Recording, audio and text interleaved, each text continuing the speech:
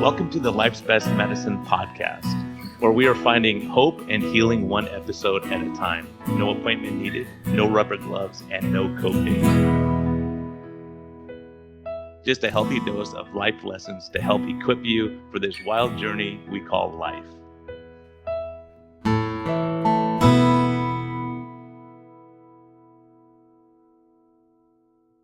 Hey everyone, this is a friendly reminder that we are here for entertainment purposes only.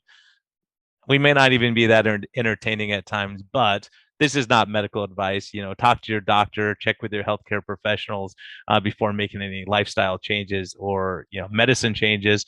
What we're talking about is our clinical experience and what we've seen.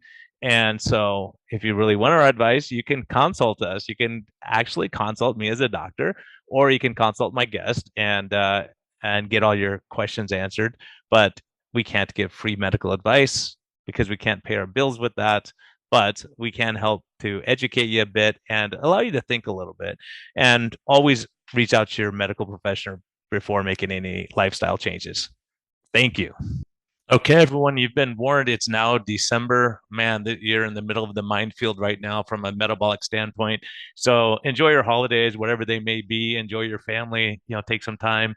Thanks for listening to the podcast. And again, I want to thank my sponsors, Keto Mojo, keto-mojo.com.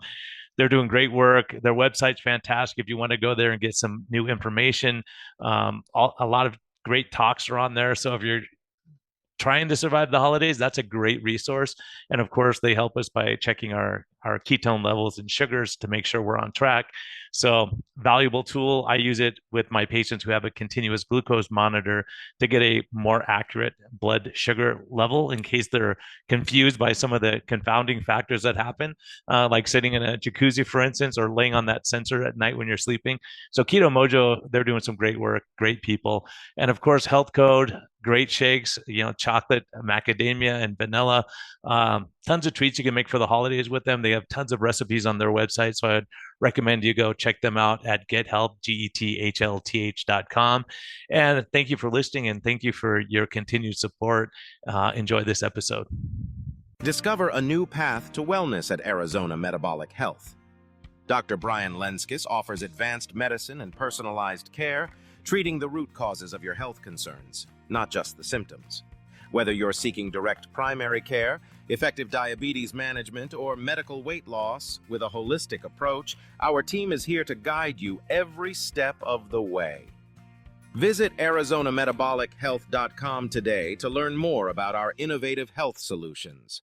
Hello and welcome back to the Life's Best Medicine podcast. I dragged this guest on from Low Carb MD. If you want to go back and hear her whole story, that stuff we may miss here is episode 301. Gosh, we've had that many episodes. Holy cow. Dr. Roshani Sanghani, welcome. You gave one of my favorite talks at the San Diego Metabolic Health Conference. And you have a new book called Turnaround Diabetes. And I love your approach and what you're doing. And so there you go. If people are watching, there you go. There's the book. And you went to medical school in India, and then you came and you were in Chicago for residency. Is that right? That's right. Then you went on to be an endocrinologist. And it's funny because the type of medicine we do, it seems like we're always at odds with the endocrinologist, and they're like, look, we're the expert. And like, yeah, but your patient's getting sick, right? So you happen to be one who gets it. And you understand the whole patient, the whole aspect of it. And this is what we're talking about. It's not just what we're eating. There's so much more to it. So for people who don't know you yet, give them a background of, how you got into the space and what you're doing now. Sure. Thank you, Brian. And again, it was so good to meet in San Diego and spend that 4-day conference together and meet you all and learned so much. So thank you for having me. Yes, I'm an endocrinologist. I'm from the side that seems to be one of the last fields of medicine to get into this idea of lifestyle first, or lifestyle as a treatment approach. Somehow endocrinologists, including me, for the longest time, have believed that you prescribe the lifestyle change piece to the patient, and then they go figure that out with their dietitian, their diabetes educator, their gym trainer, and their therapist. And so the doctor just has to write the diabetes medication, and that's about it. Or if it's, weight loss medication or blood pressure medication. And I was in that bucket too.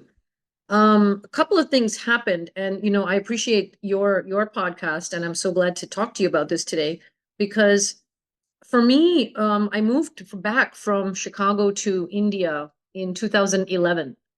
And as I was making that international move, I wanted my husband and I, we wanted our kids to be closer to their grandparents and actually know them rather than just to back then there weren't even video calls. It was just voice calls.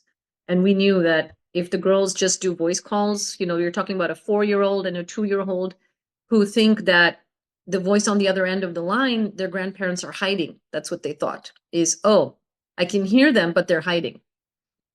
Mm. And so it didn't feel real. And we were like, it's not going to feel real if it's just this once a week call home. So we came back. And as I was moving back to India, I decided to take the diabetes educator course myself, even though I was the endocrinologist. If you look in a professional hierarchy, I don't like the word hierarchy. I don't believe that there should be one.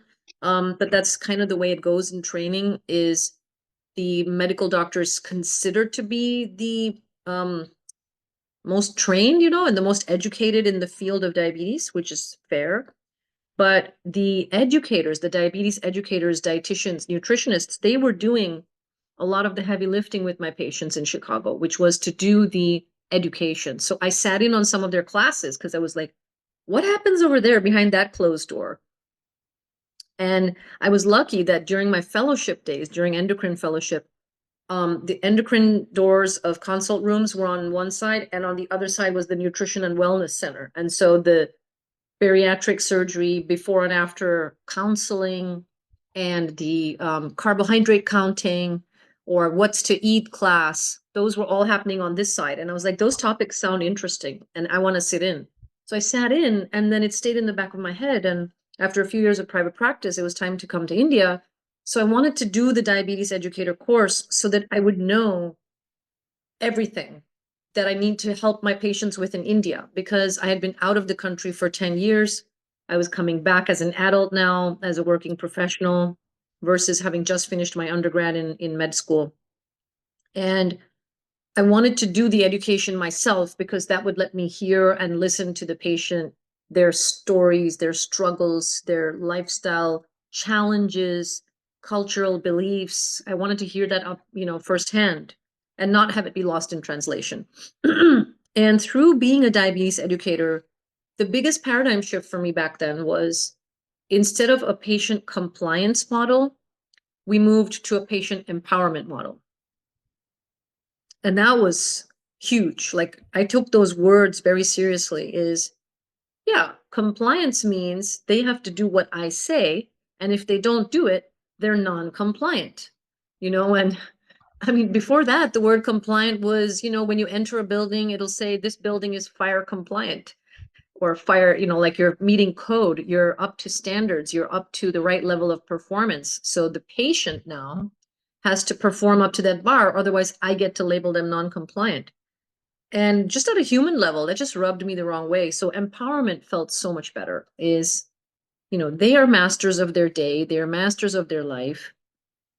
I'm nobody to tell them what to do. Maybe I can share some of my geeky medical degree that I go and I frame on the wall and I have it to stick in their face is maybe I can use my education to help them so that if they didn't go to medical school, that doesn't mean that they don't need to know about their body enough to not just get sick and sick and sick. Like you said, is what are we doing as endocrinologists if diabetes seems to be called a chronic progressive disease? What are we even achieving? And what are we treating if no matter what we do, things get worse? So those kind of things really came together. And then 2013, one patient just really didn't want to get on insulin. And, that story is in my book and I've said it on other podcasts. But what I want to say on this podcast is along with me deciding to help this man reduce his carbohydrates, which is what I did. And I've spoken about that, where reducing his carbohydrates helped him to avoid insulin. He was doing not well controlled on the glucose with 5 tablets. And he was supposed to be put on insulin. And that was supposed to be my job as the endocrinologist, because we see the most difficult cases of diabetes. But he just didn't want it. He didn't want insulin. And here he was in my room saying, I'll do anything, but I won't take insulin. So was I going to label this man as not compliant? Because if he really wanted to be not compliant, he'd stay at home in his pajamas. He wouldn't come see me and sit in my office, take an appointment, pay fees, and then be difficult, right? Why was I taking it personally? So I want to say here today that along with using my diabetes educator hat and helping him go low carb, I think a big thing that happened for me was my spiritual journey had also started in 2013. And I'm happy to talk more about that. I had gotten into my probably lowest, darkest. I hope that's like the darkest I ever have to feel emotionally in my life. That was probably or hopefully my lowest point. And I was at my wit's end. I was like, I don't think I'm supposed to be this miserable where, I'm going to say it for the first time on any interview today is because I know what kind of podcast you're trying to build here, Brian. Is I considered that, should I just like jump in front of a train track? Should I do that? And it just fleeted in through my thoughts. Okay. And I was like, no, that's not for me. I have things to be here for. I've got two beautiful daughters. I have enough to fight for. I'm done being unhappy. I'm done being miserable. I need help. And I'm very frustrated with what's happening in my life. And the backstory there is 2013 had been 2 years having moved from the US to India. There was a lot of professional, personal adjustment. Probably I wasn't mentally or emotionally equipped with tools to handle the situation. And I was not a believer in God until that point. Some childhood stuff. My parents went through a tough divorce. I was the eldest of three. I'm saying this for the first time, Brian, so it's No, I'm okay. glad you're here. It's, I'm honored you're saying that because I know a lot of us have been through those struggles, and especially in yeah, medicine, especially female yeah, doctors, it's a yeah. big life commitment, and we get drained giving all the time, and people don't realize that you just get drained of, and especially if you're not seeing people getting better, it's horrific. That's why, as physicians, at least in the United States, I think we're almost 3 times the suicide rate of the general population as physicians, right? And there's already a shortage of us, so we got to nurture our physicians, and so I'm glad you bring this point up. Thank you. Yeah, and I've never ever said this openly. Of course, people who know me and know my family, we know these things, but to a big, strange, unknown audience, But spiritually, what happened was I was determined to not be unhappy anymore. Up until that point, my unhappiness was coming from or sounded like I'm unhappy because these things in my life are not the way they're supposed to be. These people in my life are not behaving the way they're supposed to be. And those two beliefs were 100% linked with unhappiness. And I had at some point in my childhood decided that there must not be a God because why would I be going through these things as a kid if there was a God? Why would a God let that happen to me? So I decided, nah, no, there's no such thing. And here I am, 2013, my intellectual, logical, hardworking, um, intelligent, super intelligent, successful also, brain is unhappy. I have applied all my effort and all my IQ to find this happiness, and I'm only miserable and I'm totally helpless and crushed and on my wits' end. And at that moment was, I think, the moment of grace for me, where in those darkest moments, the one friend that I thought of to call on and go talk to was not what I love her to pieces. But at that point in time, she wasn't like my best friend. She wasn't on my speed dial. But something just, I don't know why I thought she's the right person for me to go with this problem. And at that point she said, Rosh, like my friends call me Rosh. And she said, Rosh, you're ready for Reiki. And Reiki is a Buddhist healing practice. And I was like, Rooks, her name is Rukmini, and I call her Rooks. I said, Rooks, if you tell me to do monkey, I'm going to do monkey. So if you say do Reiki, I'll do Reiki. I am done thinking I know how to do this myself. So I am in full surrender mode. And from that moment, I, signed up for her next class and she taught me. It was a meditation practice. I was a non-believer going into this. And in that, meditative process, a lot of spiritual flashes, a lot of spiritual visions, insights. And oh my gosh, I'm not alone. I Mm. chose these experiences. These were things, I'm okay saying it, in India, it's very okay to talk about the soul. We all talk about the soul in India. We talk about rebirth. We talk about reincarnation. And something made me okay with the idea that my soul chose these experiences and there's no one to blame. I'm not victim. Mm. And I chose these experiences to grow, to evolve, and to do things with this life that I've been blessed with. Once I, go through this, isn't there something about the only way out of trouble is through it? Something like that. Yeah, there's a lot of, it's interesting. Like if, the buffalo, for instance, a friend of mine says he's a buffalo, and I said, what does that mean? And I actually looked it up because I didn't believe him, but a buffalo runs into the storm. It doesn't run away from the storm because you run away from the storm follows you the whole time. If you run into it, you get through it faster, right? So sometimes we have to run through the storm and then we can get to the other side, right? And so going through these life challenges, and from a Christian perspective, all those things that we've gone through in life, we say, that made me stronger. I survived that. I can get through this. This is nothing compared to what I went through in 2013. And you get that perspective and it changes everything. It did. It so did. And it's interesting. The changes, everything happened in here first. Outside world, outside people, outside situations did not start to change. I started to change first.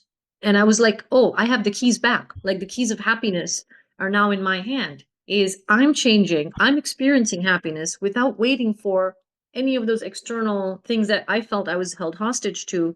I was no longer hostage to. And that empowerment for me just shifted the way I saw my life, my family, my kids, my spouse, my in-laws, my patients, my childhood, my siblings, parents, everything. You Everything went changed. from you went from being compliant to being empowered, right? And that's Exactly. true. And that's what we talk about in our, that's why your talk was so important. It's talking about empowering the patient. What would you do if you could do these things? Or like, because so many of us get so trapped, and especially these days, people are so trapped in their victimhood that they're walking around to be offended by anything you say, and you go, I didn't mean it that way, but you're just there offended all the time. And it's a hard way to live life. I feel sad for those people. It is. It's very sad. And I'm reading I'm reading this book right now called Supergut. And the Yeah, link, William Davis. yes. Yeah, very And the good. link, yeah, and oxytocin, and maybe it's a hormone. I am very interested to look at oxytocin this way as a hormone doctor. We didn't think about it this way. Yeah, and Mindy Pels has her book. She talks about oxytocin. I started giving. I was like, oxytocin. I started looking it up, and I gave a talk. And the benefits of oxytocin is all these pages long. It's ridiculous. Like cancer fighting Mm. properties, all this stuff. And then at the end of all these studies, says if a pharma can only come up with a way to make oxytocin last longer because it's so short acting, it's like, well, how about if you go enjoy life and go have fun and come to peace with things? Then you boost your oxytocin without paying anyone money, right?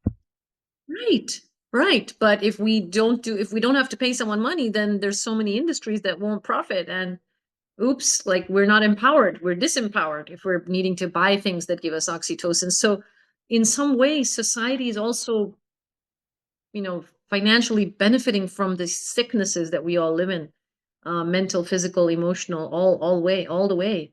And so these are the things that start to change. And that's the spiritual background to what makes me show up now the way I do in practice, in work, is the patient is a person just like me. And there's really no difference. I'm a patient. I've reversed my prediabetes. I had Hashimoto's. My antibodies are still positive. So I still have the autoimmune ability to attack my thyroid, but I am now off of my medication. I was on 100 micrograms of thyroid hormone pill for many years and I just got off and I'm fine. My thyroid hormone blood tests are fine. I don't know. I mean, what did that? It only started to happen after Reiki, you know? So Yeah, maybe you're finding your, I mean, we know this, like look at the gut micro, like you're talking about super gut. If you calm your nerves and get your stress leveled, and I believe this wholeheartedly now, the more I'm around, is if we have this sympathetic overdrive, if we're in this stress, tense, upset mode all the time, it's hard to lose weight. It's hard to get the sugars under control. When I find people, as a matter of fact, one of my guys just got back from India and he goes, Doc, don't look at my CGM, my continuous glucose monitor. It was all over the place. And like, because he goes, I'm there, I'm going to have non-bread, I'm going to have rice, the stuff I don't eat at home, and I'm going to enjoy it. He, he comes back and he lost 3 pounds. And I said, why do you think that right. is? You eat way different than normal. And he said, well, it's probably the quality of the food, but also I was so relaxed. We had so much fun. At home, I'm thinking, oh, I got to be at this meeting. I got to be here tomorrow. I have the kids. I got to pick them up from work, and I got to go to counseling. I got to go. And so he said, there, I just shut down. And he said, I haven't done that for years. And I see that over and over and over again, and it's amazing how Hmm. our emotional states can affect those things. So he lost weight even though he was eating more carbs. It's not the first time I've seen it. I've seen it multiple times. Yeah, multiple Yeah. times. And it's because, and I Yes. really think it's because if we measure their stress hormones and cortisol and insulin, all that stuff that they're getting, that when you're at peace and your oxytocin takes over, it happens all the time. When I go to Guatemala, if they make me tortillas, I'm going to not turn them down because I'm in a foreign country doing, volunteer work. We always lose weight over there. Right. So, and Yeah. it may be because Yeah. it's the people you get. So if you talk about oxytocin, go work in another country, right? And just volunteer your time and you get hugs and love and people are so happy and they're so appreciative. And being around that is so, and like people ask me, why do you go? It's like, I get the reward from it, right? They go, you pay to Exactly. go there. I'm like, Exactly. yeah, because I come back and I'm fired up and I feel so good because, these Mm. are people that like, that's why we went to medicine to help these people that are so appreciative that, they don't have access to this stuff and you bring it and they're so, so happy. And you see that and you're a part of it. And we have an amazing team that goes down there. Everyone's like so involved and emotionally engaged. It's amazing. It's amazing stuff. Like you're talking about oxytocin. There's no doubt about the effect of that. Yeah, exactly. And it's sad, where, in India, you enter med school at the age of 18. You don't have 4 more years of pre-med. So your first year of medical school starts at the age of 18. And so we studied oxytocin, and then here we went immediately into the pathophysiology and pharmacology bit. The lifestyle bit just really never came as a training module at all. Like these topics of oxytocin that you and I are talking about, I'm having to read it in a pop culture book, that I can get in a bookstore, but I didn't get it in my medical training. And I think that's just something's wrong there. Yeah, and I think that's something I think we've underestimated. Like everyone says stress is a killer, everyone believes that, but it's like it's true. Like I see it when Mhm. someone's going through a divorce, they start getting back pain and neck pain and all these different things. Their sugars are high, they feel miserable all the time, they think they're dying. And it's once that stress gets better, they say, oh, all my stuff got better. Right. Yeah. Is that Yeah. it's not a magic wand, the effects of stress on all of our physiology, telling your body something bad's gonna happen. So saying store fat, get ready for the bad times that are coming. And so when you find your peace, right? And Reiki it's an energy, right? With when someone who's practicing, they help you to calm your sympathetic system down, right? And get your parasympathetic nervous system down. So I think all these modalities like massage and sauna, even just sitting and playing with your dogs outside, and looking at the sunrise or the sunset. So many of us miss that in life that we're so busy. And I think that's why a big part of the joke for me, about me when I was in my standard practice for 18 years is my neighbors would say, Brian, why do you even wash your car? Like, what are you talking about? And they say, well, we never see your car in the light of day. You leave it in the dark and you come home in the dark every day. I Oh was like, my gosh. you're right. Actually, right. Right. Only people at work would know if I wash my car or not because my neighbors would never know. That's how bad it Oh my was. It was goodness. like constant drive and constant like getting your charts ready for next week, catching up on last week, doing phone calls, and you're up till 3 hours. I don't know how it is in India, but I just remember those days, and I look back and say, wow, never going back. I'll go broke Yeah. first before I go back. Ain't gonna happen. Exactly. Exactly. And in India, it's the same, and very, very similar in India. In fact, in India, we have this, very large population. So the doctor-patient ratio is so off that many doctors feel obliged and pressured into seeing more patients because there are so many patients who need to be seen. And if I don't see them, there's Yeah. nobody else. available to see them, and we feel like we're indispensable to the patient, and that's noble. And at the same time, you're also indispensable to yourself, and sometimes the burnout can come from that, and to your friends and to your family. And we lose your social family. contacts, we're in big trouble. And so we saw that over the past few years when people lost their social contacts, they fell apart. Mental illness through the roof, drug abuse, alcohol abuse, all these things that we're seeing, spousal abuse, all these things that we're seeing from not engaging and smiling or seeing someone's face, right? Like you, like before we started, or maybe it was during the podcast, that when you don't see someone's face, you're just on the phone, is totally different than Yes. engaging. Like you said, coming to San Diego, connecting with people and touching them and knowing them, and I like their spirit.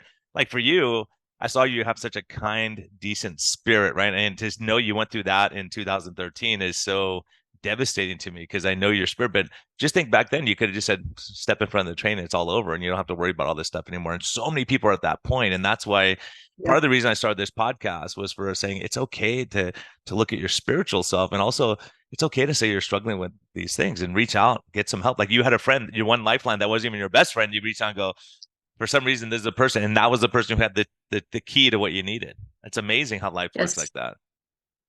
that. That's the mystery, right? I mean, I'm getting goosebumps as you're even playing that back to me. I'm getting goosebumps, and it's been more than a decade. And I'm not regular with my spiritual practice the way I should be. Like, do I meditate every day and give thanks and clear my, chakras every day the way I should? I don't. And I know it catches up with me. But these goosebumps and these conversations just help me remember, yeah, it could have been worse. And there's so much to be thankful for, and so much to invest back into ourselves so we can stay healthy. And there's things we know that the world would benefit from. So there's lots of reasons to want to do this. It's so funny that we're having this conversation. Just yesterday, I was talking to a lady who does Reiki. She goes, "Doctor, come just try it one time. Just come. I'll do it for free. Just come over to my place. I want to stop helping people. I'm seeing them getting better." I was like, "This is so cool." Like when people really want to do healing and they really want Mm.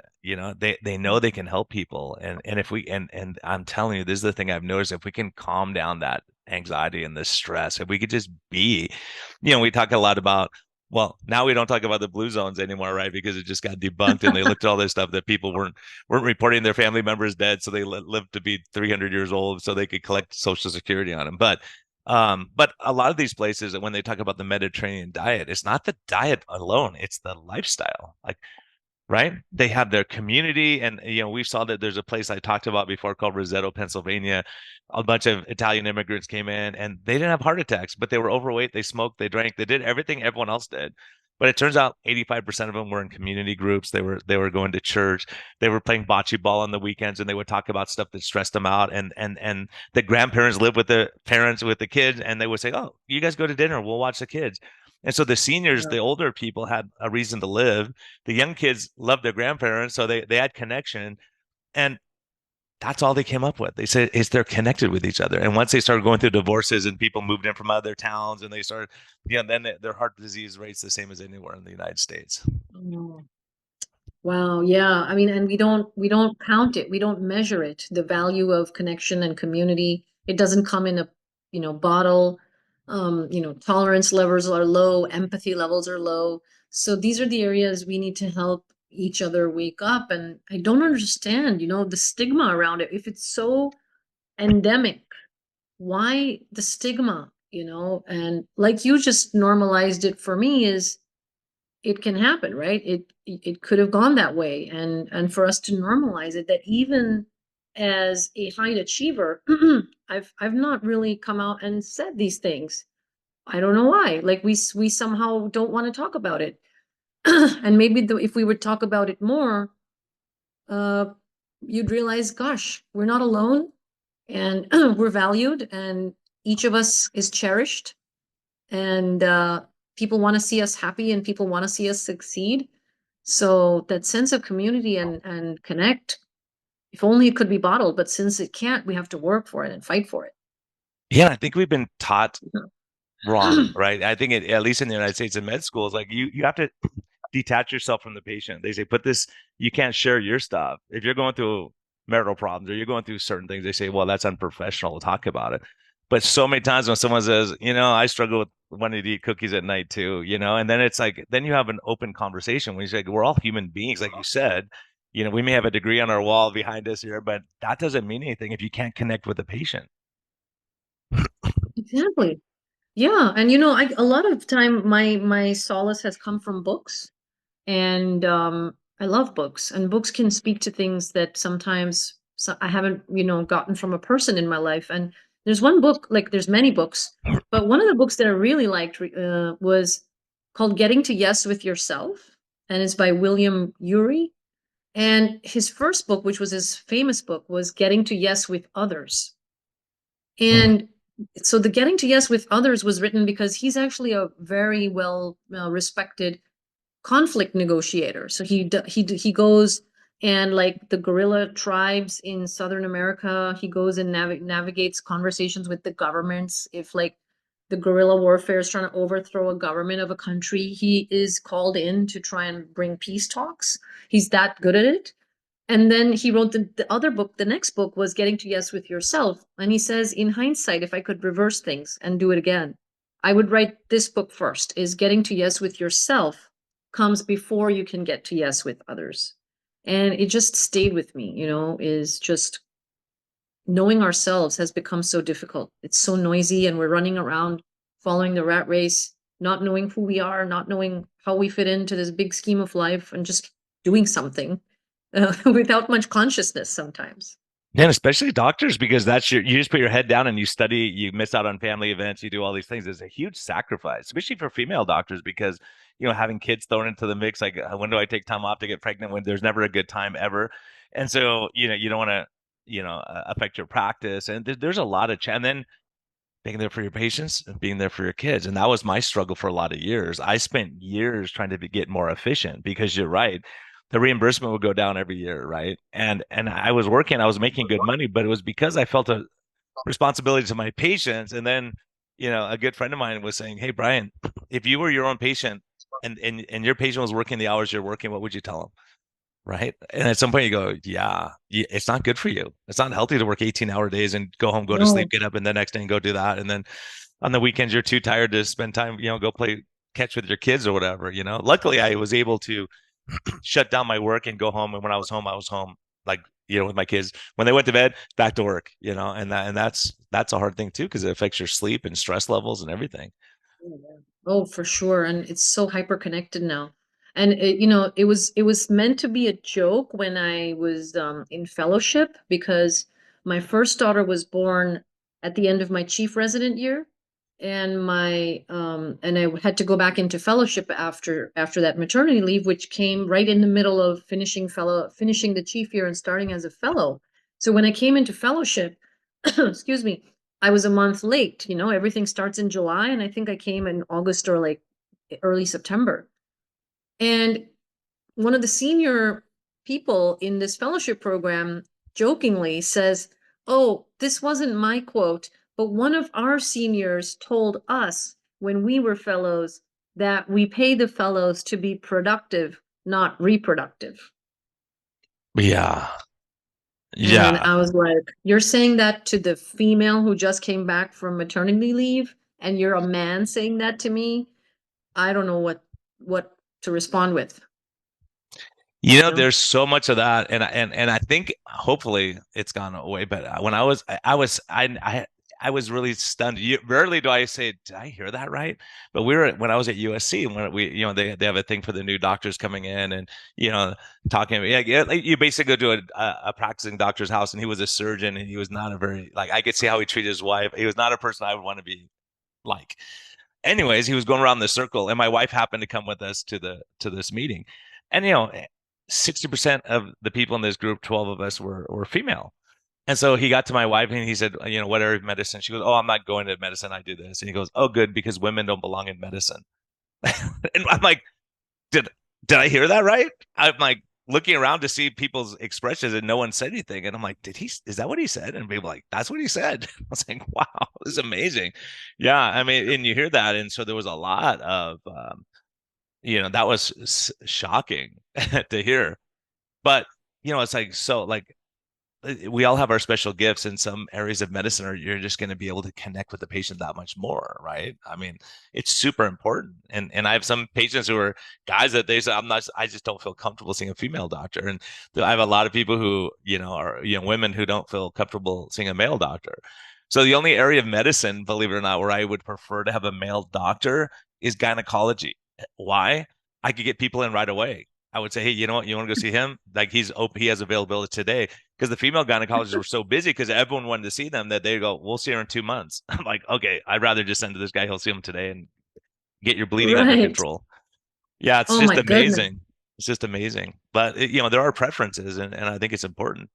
So let's step back again to the spirituality part just for a second. I'm just curious. Like for me, part of the reason I started this podcast, people go, well, how can you be a intellectual doctor and believe in all this crazy faith stuff, And I was like, the more I'm around, the more I look at the human body and how the hand moves and how everything is, and we can't replicate that, and you say, well, the odds are, when we know in medicine, one of the disadvantages we have is we know everything that can go wrong.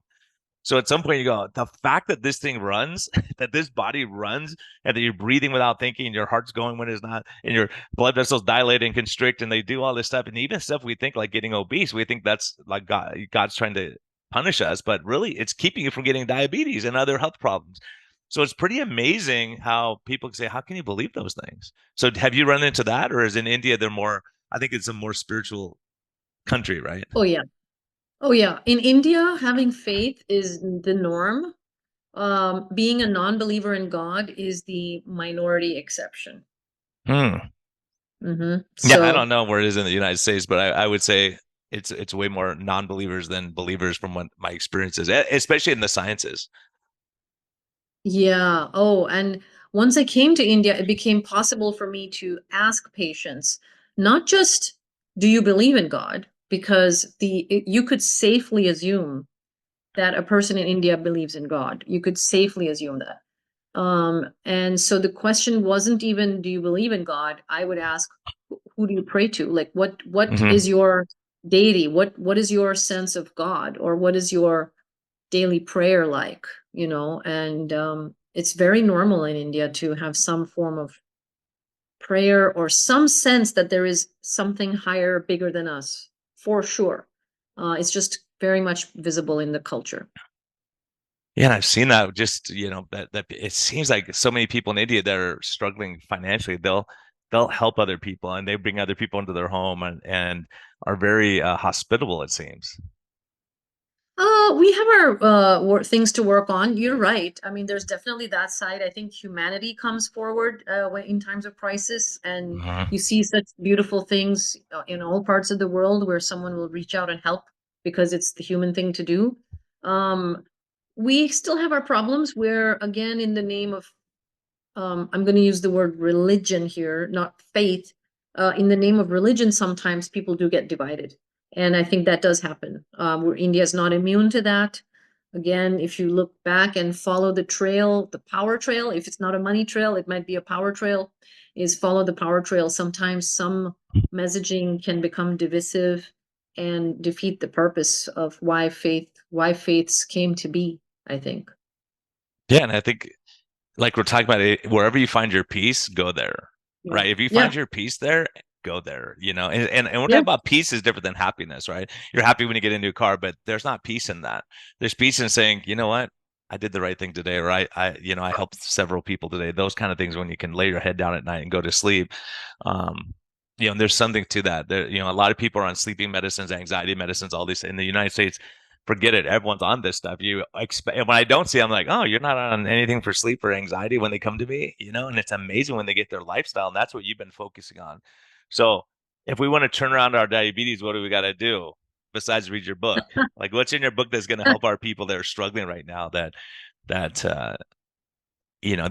maybe we don't think about enough? Yeah. So I decided with this book for it to be the one-stop shop for someone who wants to turn around their diabetes, specifically not just people with type 2, but even type 1. I wouldn't say cure or reverse type 1, but I do say turn around. And what I mean by that is from being unstable and fluctuating and out of control, needing lots of insulin and lots of maybe glucose to stabilize a glucose level in type 1, or in type 2 to actually reverse it and turn it around. All of these things are possible with lower doses of medication. And I don't just say in the book, lower your carbs, manage your stress, exercise 5 times a week, fast sometimes, and sleep well, sleep 7 hours. Then that's a 5 sentence book. You know, the reason this book took me 4 years to write and a decade of transforming the way I see patient care is because I have put together in this book all these step-by-step troubleshooting that's going to come when someone wants to do this as a lifestyle, not just a diet, not just a crash. Oh, I did keto for 3 months, but then I couldn't sustain it because that's not the way my family eats. So it's the exact things that I have seen help people make this a way of life. And that's the only way you're going to overcome things that we call modern lifestyle diseases, is to come at this from a lifestyle perspective. So, for example, I don't say stop sugar or go and from day one cut your carbs to less than 80 grams a day. What I do is I show you what are the likely things that are going to make it difficult for you, or the problems or symptoms you may face when you try to reduce your carbs, or here are the common reasons why you will feel hungry. Here are the common reasons why you might be having sugar cravings, and what to do about each. So I consider it almost like a manual, like a user manual that you're going to want to go into again and again. I just gave sugar and carbs as an example, but I've done that with protein, especially in India. We have a lot of vegetarian, tendencies, and so there's a lot of protein deficiency in the diet, actually. So I go over all the doubts and misunderstandings about increasing protein, increasing fat, sleep habits. We have the same epidemic in India where more and more people are being prescribed pills for sleep and mood. And I'm trying to get help. The book shows you self-care routines to get to the root. Everything in my book is about getting to the root. So in the subtitle, it mentions with less medication, again, for type 2 and type 1 both. How do we help you achieve better health with less medication? Through nutrition, sleep, stress management, exercise, and fasting. Interestingly, the stress management section is one of the thickest sections in the book, self-care. Well, and you saw that when we were at the San Diego meeting, the first day and it bled over into the next day was all mental health issues. And I'm telling you, if you find your peace, this is what I'm talking about. Is if you're getting a massage, you're doing Reiki, you don't think, oh, I need a cookie. I need something like you right now, you're at peace and you're like, I don't care about anything. I don't need anything. And so when you get to that state, you do so much better. However, you reach that state, right? And that's why I think it's so important to have people of all different belief systems or whatever it is. If you find your peace in whatever it is and it works for you and you're not hurting anyone else, go for it, right? And so I Go think for it. and I think there's a lot of that of just saying, okay, can I just being and he says something else I really wanted to focus on is the empowerment part of feeling like you're in control of this. And yes, it's the choice is yours, right? You can decide if you're going to go steal the car or you're probably not going to steal the car. But you could say, well, I really don't want to have a cookie right now. And to be able to reason out, go, do I really want that? I've had that before. I know what it tastes like. I know what it does to me. I know what my continuous glucose monitor is going to do.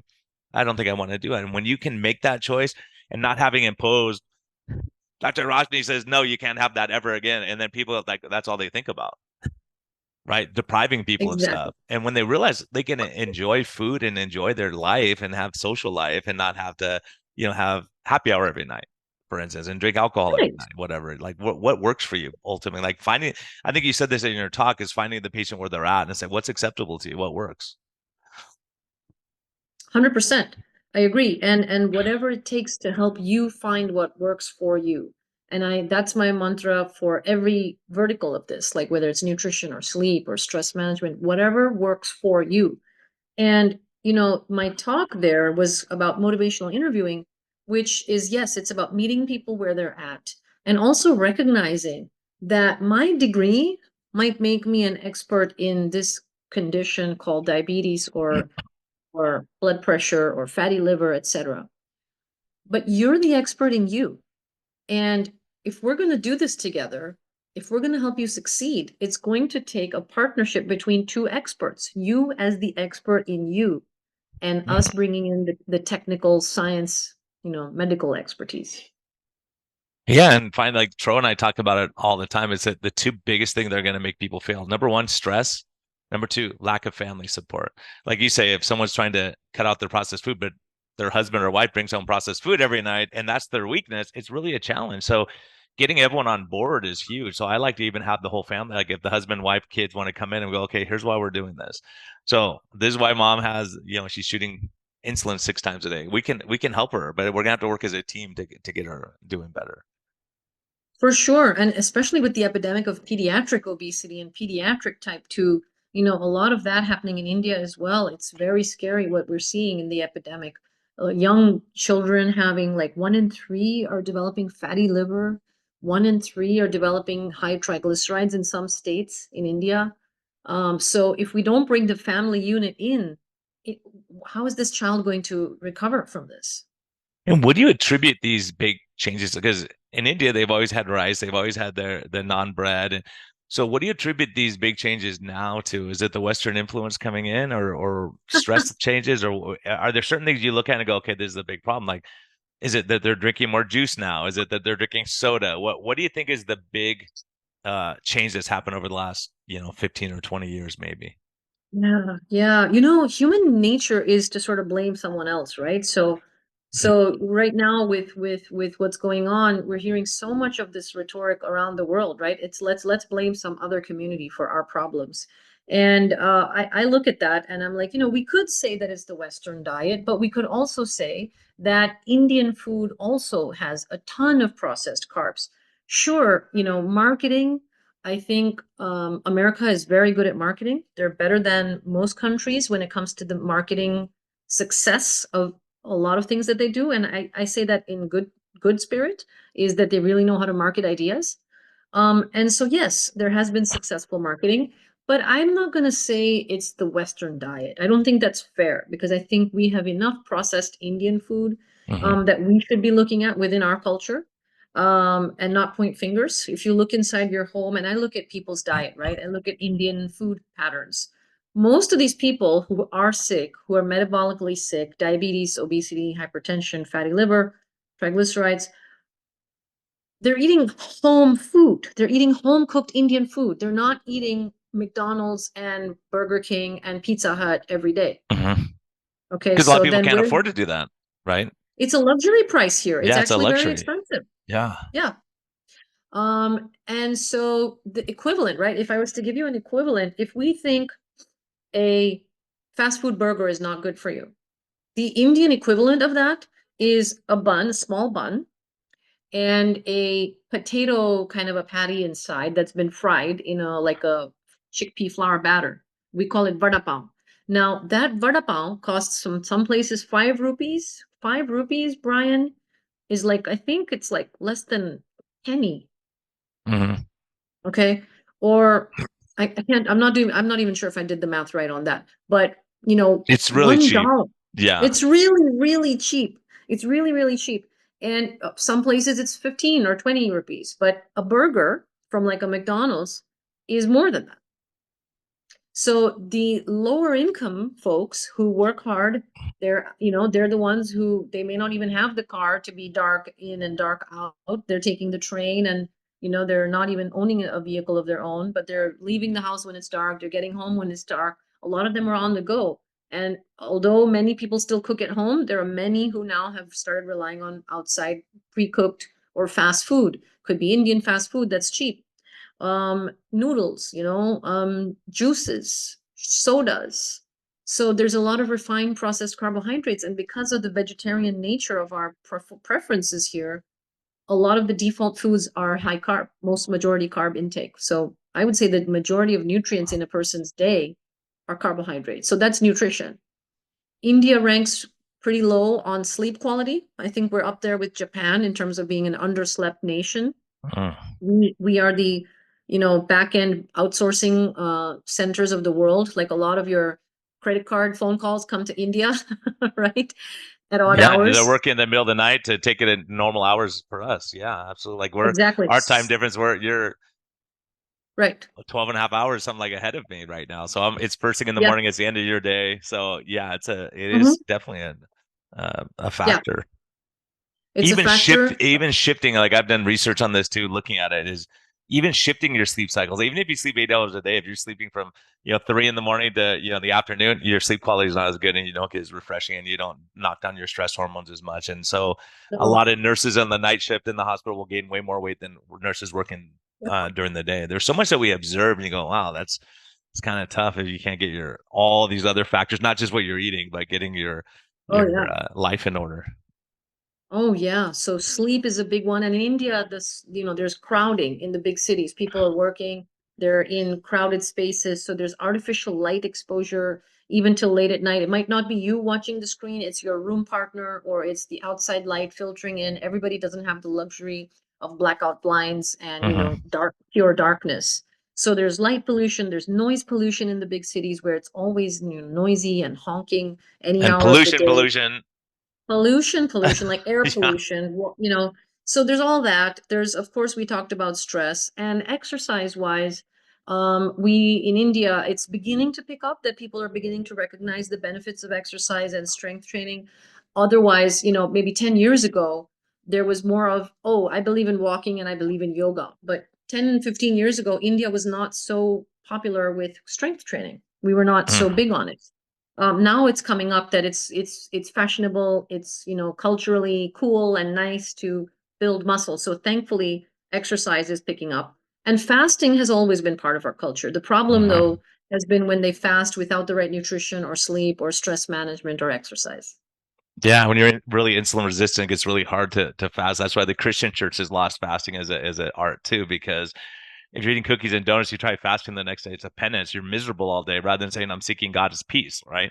So there's a lot to Mhm. that, and we have a lot of work to do. And I agree. And the other thing I've noticed is really interesting to me. I have a patient he's from Mexico, and his family owns a bunch of Mexican restaurants in San Diego, and he's a soccer player, but he's gained a ton of weight, like 60 or 70 pounds. And so I said, we started talking, and I said, what about, like, what do you guys use in your restaurants now? And he started laughing. He said, yeah, seed oils. We use vegetable oils only. My dad put up big signs. We only use vegetable oils. Vegetable oil. They got rid of lard.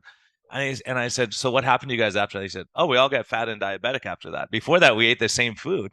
And so it was interesting. I was just in Guatemala on my medical trip that I do every year, and I would talk to people who had poorly controlled diabetes. I'll ask them, what do you cook your beans? Because everyone eats beans and rice there.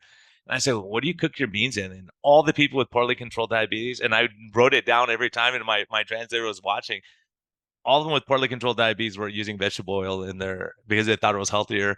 And the ones who were using lard, their sugars were under way better control. I'm like, it may be a coincidence, but I'm telling you, it was like 100% correlation when we looked at that. You go, wow, I wonder how much of a factor that is if your body's not used to that genetically. Yeah, and it's inflammatory. So I think we need more like studies or trials or data to piece this out. But again, it's so hard in observational Hmm. situations. But we're seeing the same thing. We've seen a mass, abandonment of ghee and coconut oil because of the saturated fat fear, and people have gone into the vegetable oils and the refined seed oils as well. So being promoted as heart healthy. Yeah, and that's a hard thing because we're looking at data that's the opposite of that. And I think, that's why it's so critical your observations that you do, because what you do over there helps us over here to say, okay, here's what we need to change. And the other thing I've seen is the huge infiltration of soda everywhere. Like a Oh lot of yeah. diabetics in Guatemala are drinking soda because they say, well, it's like their energy drink. They tell them this gives you energy. You're not gonna be able to exercise unless you drink soda. It's like your sugar's 400. Your sugar's 400. You can't be doing soda anymore. It's such a No. huge, it's a cultural thing too. Yeah. And in India, I'm hearing still, and even now, I hear, even with the amount of awareness and knowledge that we have at our fingertips, there are families, well-educated, good families telling me, my child in the Mumbai heat, Bombay is a hot city, it's very hot. And they're like, oh, my kid will be dehydrated if I don't make the drink sweet. So they just won't drink water if it's not flavored. So Yeah. tell me a substitute. I'm like, the substitute is water. Yeah. Sorry. Yeah. Water, sparkling water if you can get it, right? Whatever. Some kind of water. Yeah, it's pretty amazing. So I have to ask you, because so I can let you get to bed. What's life's best medicine for you? Like, what keeps you going? Where did you go in the dark days? What kept you going? What motivates you now to get up every day? So immediately, it's the people I live with, the people in my home. I love them infinitely. Is my husband and my daughters. If for them, I'm there for them every day. I wake up for Mm. that.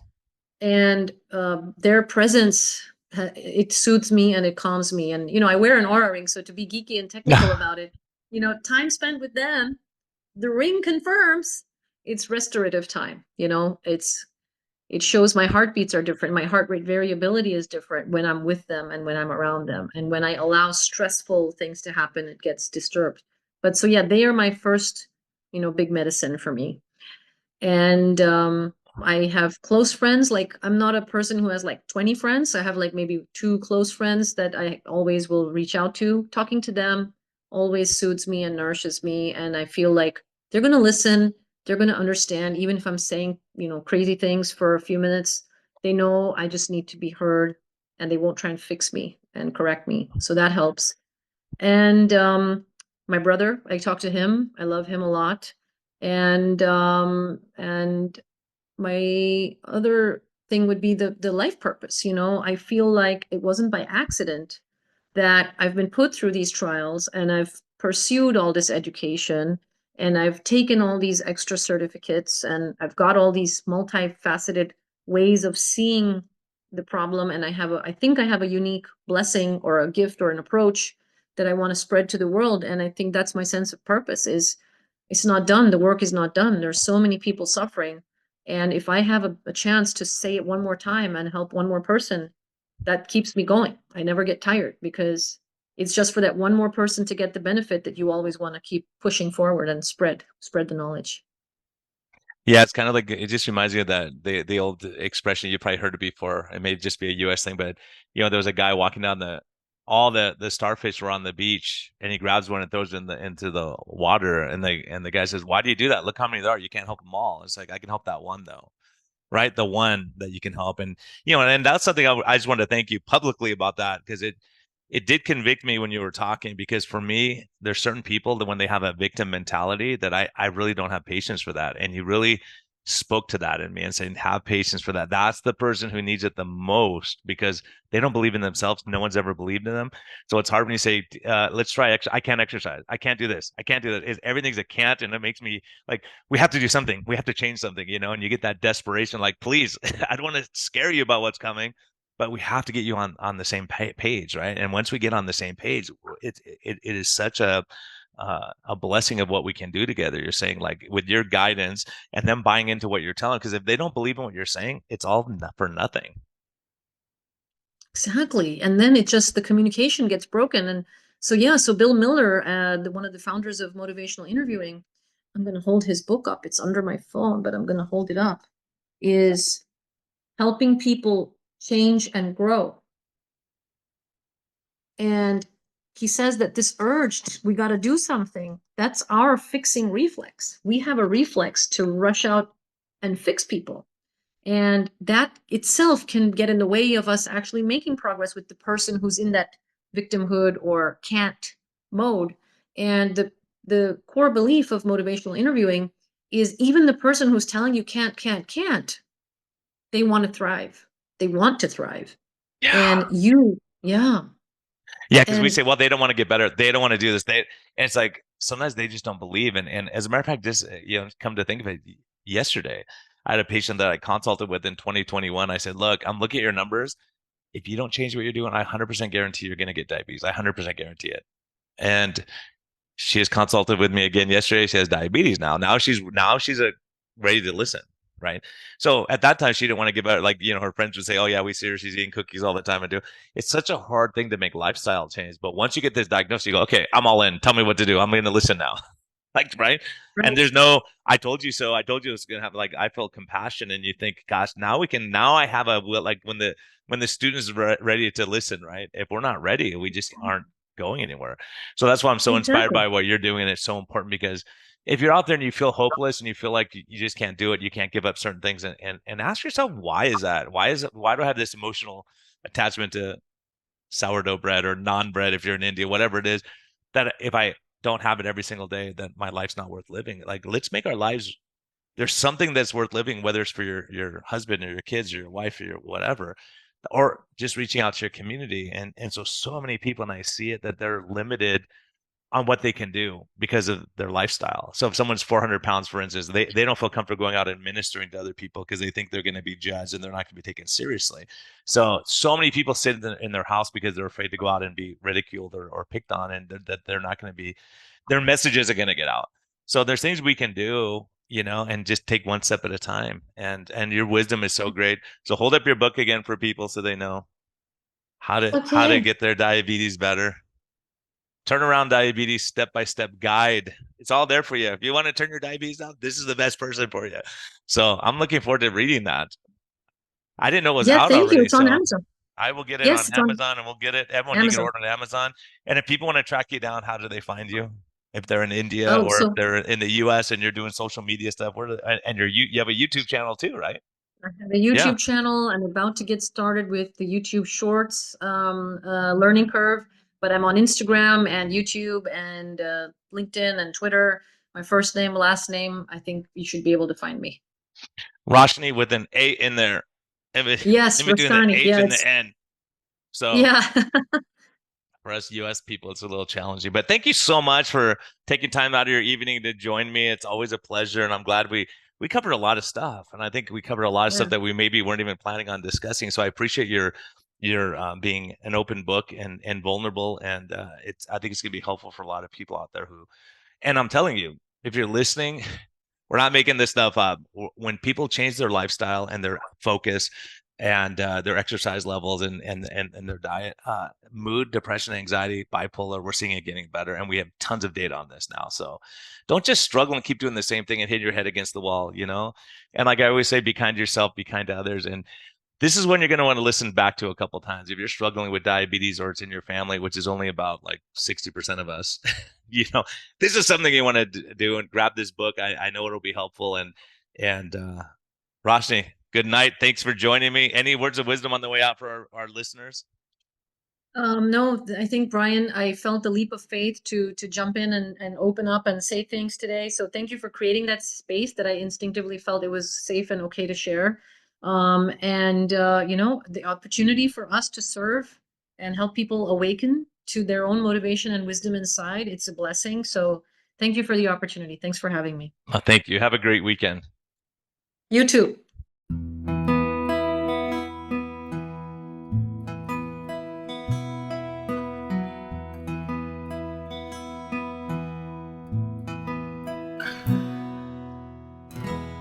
Thank you for listening to this episode. We greatly appreciate your support. We would greatly appreciate a positive thumbs up on all of the platforms like iTunes and Spotify or wherever you're listening. And we just thank you for our Patreon supporters. We greatly appreciate your help in getting this message out. We think there's a lot of important information. And hopefully this helps you. Have a great day, and thank you for listening, and thank you for your support.